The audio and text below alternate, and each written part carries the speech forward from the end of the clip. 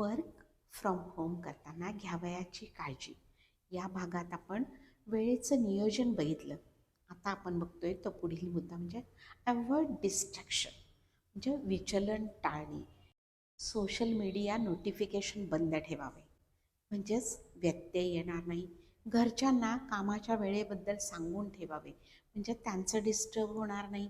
आणि productivity app available आहेत, जसे गुगल कॅलेंडर, टायमर यांचाही वापर करावा. पुढील भाग म्हणजे संवाद आणि समन्वय. टीमशी कनेक्ट राहावे. व्हिडिओ कॉल, ईमेल, चॅट याचा वापर करावा. नियमित अपडेट राहावे म्हणजे जबाबदारीची भावना राहते. आणि पुढील भाग म्हणजे मीटिंग आणि शिष्टाचार पाळावेत.